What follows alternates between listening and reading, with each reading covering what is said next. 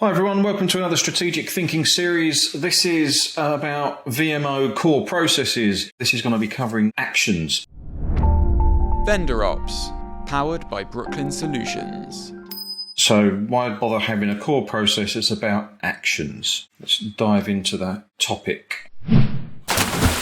Action tracking. So often an overlooked process. It is a process. It's about standardising how a team or how a vendor management team and how the associated business operational units that work on a contract capture, track and update their actions accordingly.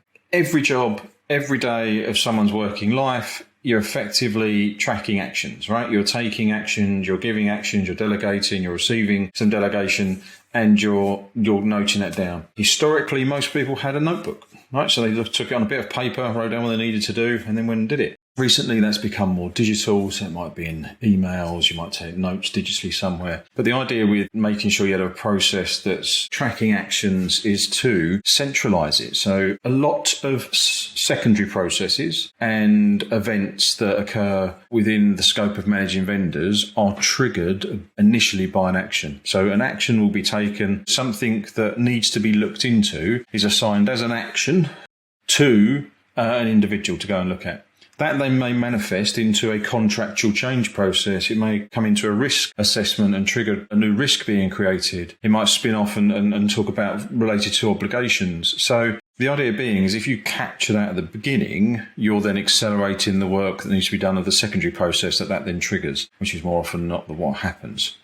What do you need to consider? So as I said, recording. So it's a consistent method of recording actions. They don't have to be overly onerous and big, but the ability just to capture a sentence somewhere on a system that is essential for people to be able to see and then correlate that back to a relationship, a contract, a service, or a supplier stroke vendor or a customer.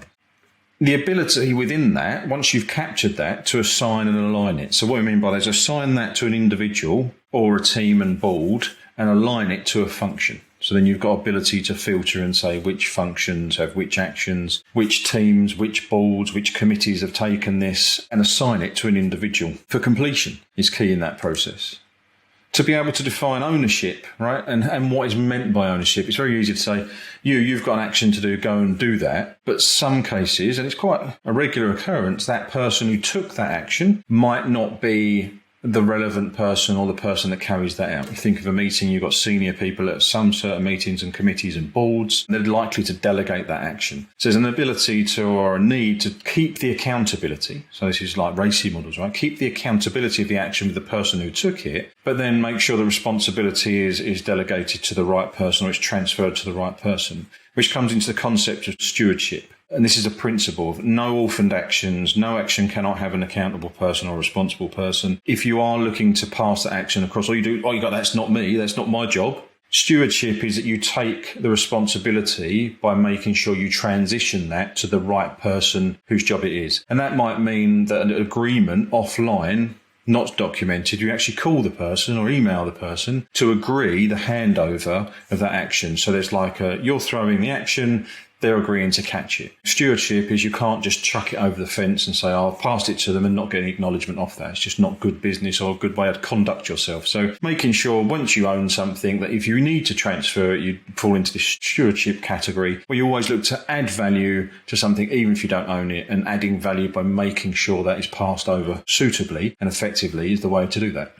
So by capturing it all centrally, aligning, assigning, ownership, etc., you're going to have the ability to have a decent amount of reporting on that. Reporting normally comes into actions in two states, right? There's due dates. When did you say it was due by? Does it need to be reforecast? Is it overdue or is it not yet due? And status. So the status of that action, as you're looking into it, green, it's okay, amber, might not hit the due date or something's going awry within the action once it's been looked into, or red, there's a big problem there and it needs to draw your attention to, and you need to focus on that to get it over the line, or at least understand why that red status is assigned to it. So the ability to assign some kind of status. I mentioned RAG there, it's the most common one, but you can think of other ones in your process, but that's the most common one used and the most big businesses that I've worked in at least have used.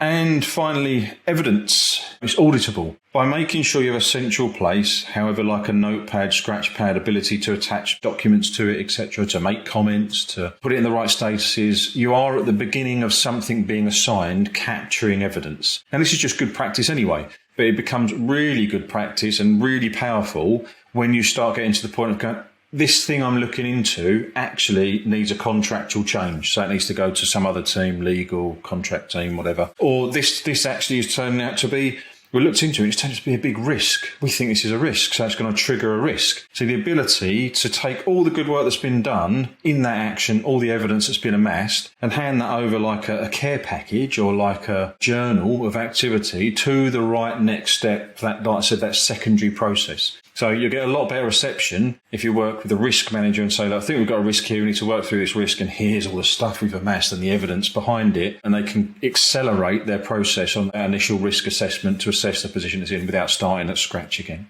So that's why we think you should write down the process that is referred to as actions. Most of the time it's overlooked actually, but it is probably one of the most simple ones to write down. It's the smallest processes to document and the one that's the most regularly used. And if you get it right, it's really powerful and helpful.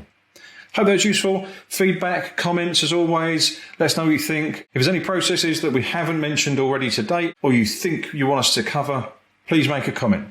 Bye-bye. It's the concept of stewardship. You fall into the stewardship category. Vendor Ops, powered by Brooklyn Solutions.